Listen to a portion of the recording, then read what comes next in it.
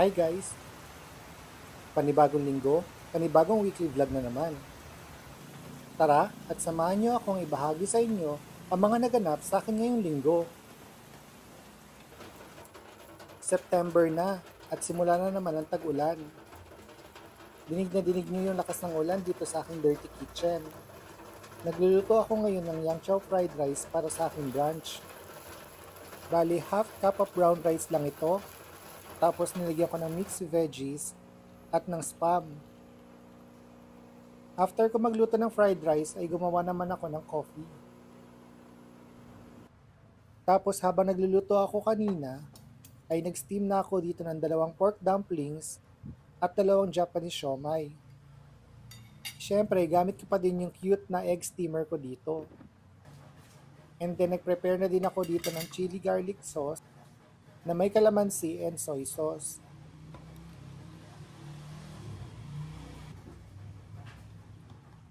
Tara guys, kain po tayo.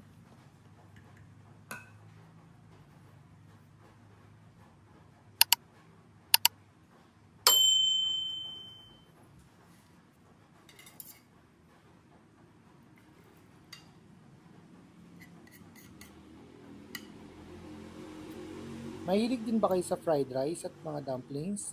I-share nyo naman sa comment section.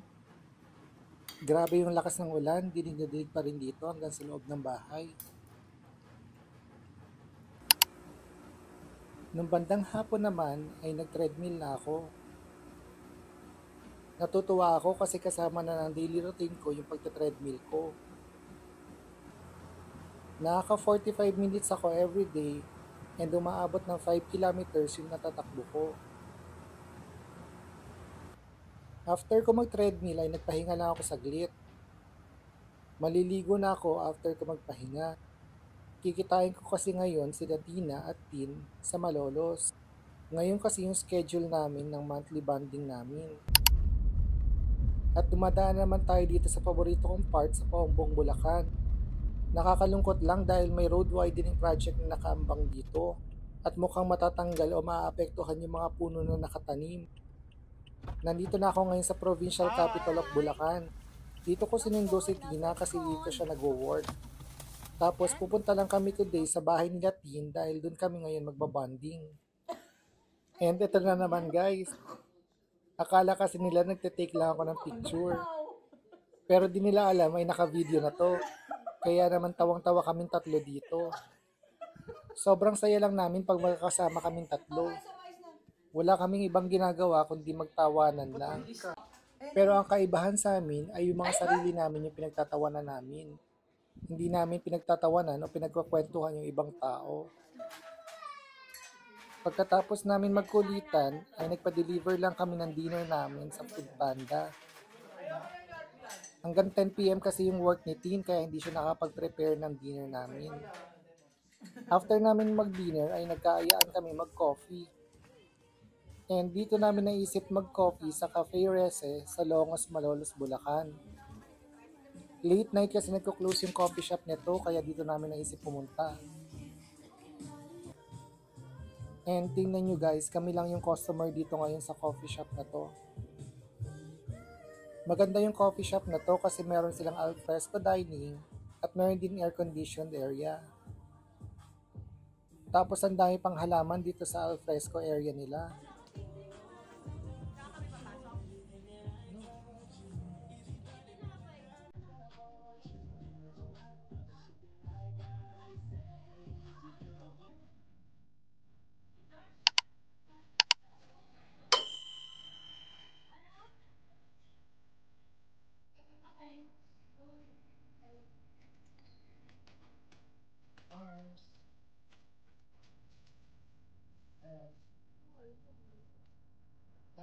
By the way guys, kasama din namin ngayon si Laila. Tsaka yung isa niyang anak na si Ellie. Malapit lang kasi dito sa coffee shop yung bahay nila. And kung maalala nyo guys, kasama din namin si Laila nung last month bonding namin ni Tina. Bukod sa coffee ay nag-order din kami ng mga cocktails nila dito. Nakalimutan ko na kung ano yung order ni Laila pero hindi niya yan nagustuhan kasi masyado daw matamis. Si Marstina naman ay nag-order ng chamomile tea. Gusto na niya yata matulog kaya nag-chamomile tea siya. Kami naman ni Bestin ay nag-order ng tequila sunrise. And hindi din namin yung nagustuhan kasi mas matapang yung lasa ng pineapple juice. Siyempre, kailangan mag-picture taking para may remembrance tayo. Kayo guys, madalas ba kayo magkita ng mga high school friends nyo? Kinabukasan na nito at nandito kami ngayon sa Casa Aliyah dito sa Malolos, Bulacan. Ngayong araw kasi yung 7th birthday celebration ni Yusef. Si Yusef ay anak ng isa sa mga pinsan ko sa side ni Daddy. At inaanak ko din siya nung binyag niya. Sobrang nakakatuwa yung 7th birthday party niya. Meron pa siyang mga dance number. Dito kasama niya yung daddy niya at yung ate niya na sumayaw. Sobrang cute nila habang sumasayaw ng jumbo hotdog. Yung theme nga pala ng birthday niya ay Minecraft at Lego. Kaya naman sobrang colorful dito sa birthday celebration niya. At eto na nga, may dance number pa yung mga mascot ng Minecraft at Lego. May swimming pool din dito sa Casa Aliyah. At ito guys yung party area. Bale, yung children's party ay nandito sa outdoor area. Tapos may air-conditioned multipurpose hall din sila dito. Doon sa air-conditioned multipurpose hall nakapwesto yung mga kapatid ni Daddy at yung mga iba pang mga bisita. Nakakamiss yung mga gantong birthday party na may mga pabitin. Naalala ko na lagi may mga pabitin tuwing may piyestahan sa amin at may mga birthday party sa kapitbahay. Okay, Daddy will help you. Daddy will help you. Ready? Tapos meron din siyang pinyata na kailangan sirain para makuha ng mga bata yung mga prizes sa loob nito.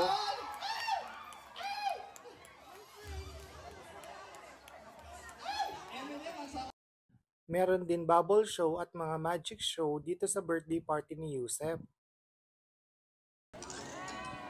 Happy 7th birthday, Yusef!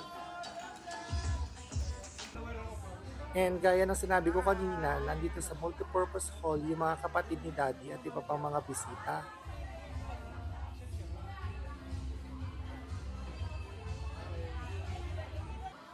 Siyempre, picture taking para may remembrance.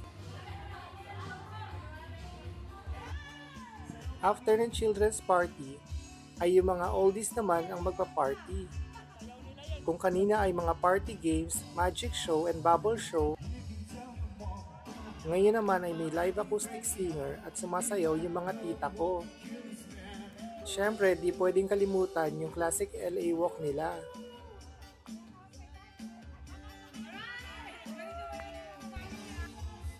Sobrang nakakatuwa lang na makita mong nag-i-enjoy sila.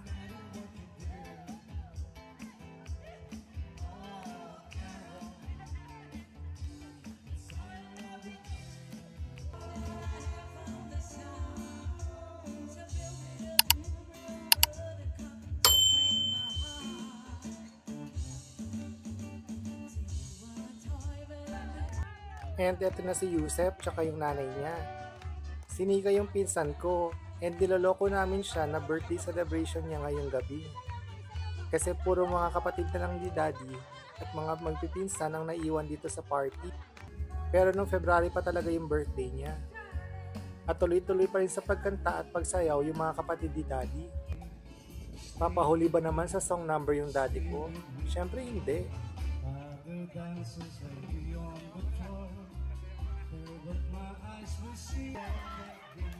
At syempre, sumabay na din sa pagsasayaw yung mga pinsan ko dito.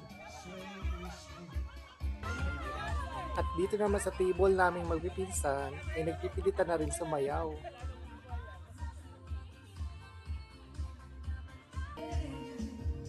Hindi pa rin sila nagpapapigil sa pagsasayaw kahit nandun sila sa loob ng multipurpose hall.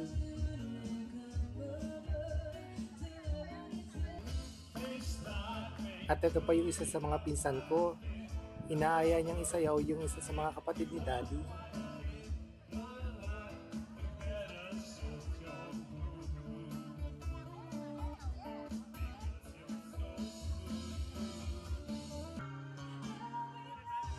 Siyempre, kailangan din namin sayawin yung trending na maybe this time.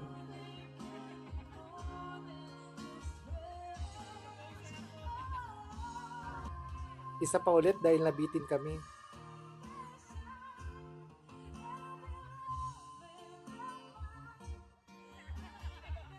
Sobrang nag-enjoy kaming lahat at inabot kami dito ng 1 AM. Kinabukasan na nito at kasama ko pa rin yung mga pinsan ko. Sa YouTube. Nagkaayaan kasi kami mag-lunch sa SM North Pwede ka na ba ng and dito namin naisip mag-lunch sa Mango Tree Cafe. Isa itong Thai restaurant dito sa SM North EDSA. And dahil September na nga, part na din ito ng birthday celebration ko dahil birth month ko na. Umorder kami ng Tom Yum Shrimp, Thai vegetable spring rolls, tapos meron din kami chicken satay,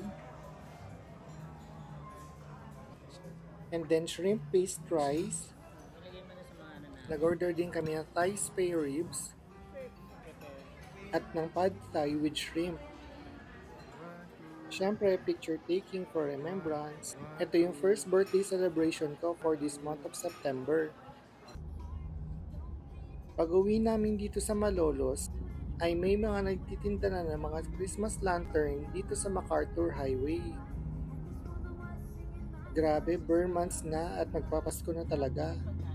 Sobrang dami nagtitinda dito ng mga parol. Lunes na naman at kailangan na naman natin pumasok ng office. Umuulan dito sa Hagonoy nung paalis ako ng bahay. Pero pagdating ko dito sa Malolos ay hindi naman umuulan. Nagpagas muna ako bago ako dumiretso ng NLEX. Konti na lang kasi yung gas ko today.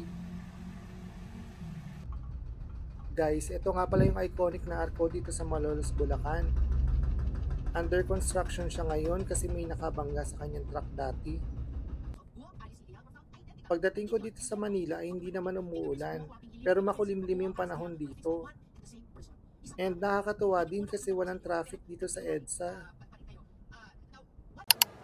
Lunchtime na and dito namin naisip mag-lunch sa Joy Garden sa Gateway Mall 2.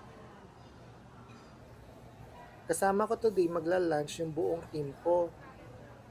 And ito naman yung second birthday celebration ko for this month.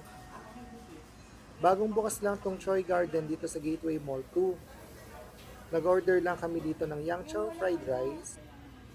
Meron din kaming crab and corn soup. Tapos chop suey para may vegetables kami. Salt and pepper squid na sobrang sarap. May mga dumplings din kami tulad ng hakaw, xiaolongbao at steamed siomai.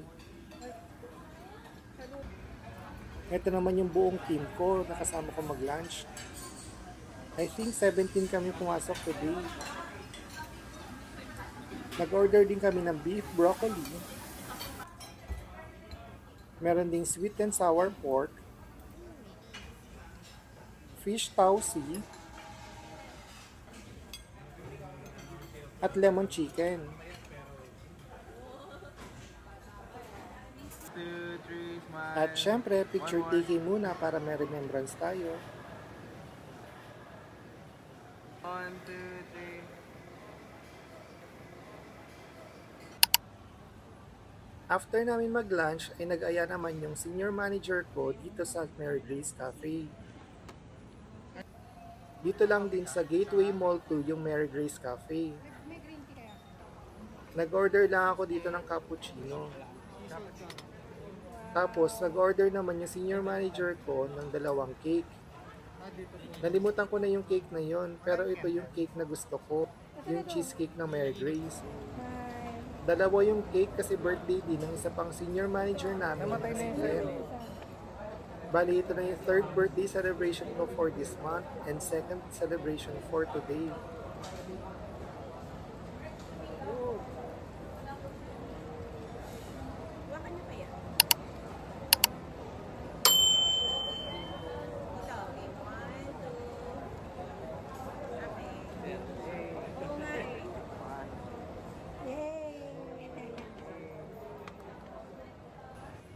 Kasama namin dito yung co-manager ko na si Cams at si Karen. Si Carlo yung senior manager ko na nag-treat sa amin dito sa Mary Grace Cafe. 1, 2, 3. Siyempre, di natin kakalimutan mag-picture taking para may remembrance tayo. Isa pa po. 1, 2, 3. Tapos, ito naman yung ilan sa mga gift na natanggap ko sa mga teammates ko and office mates ngayong araw na ito. Thank you so much, guys! After na mga meeting namin, ay umuwi na din kami. And kahit ngayong pauwi ako, ay makulimlim pa din yung panahon. Pero ang kagandahan nito ay wala pa rin traffic dito sa EDSA. Di ko maalala kung nasuspend ba yung classes today kaya walang traffic. And ito na nga, malapit na ako makauwi sa amin at wala pa rin ulan. Abangan nyo pa guys sa next vlog ko yung mga birthday celebration ko. Yun lang muna guys for this vlog. See you again next week and thank you for watching.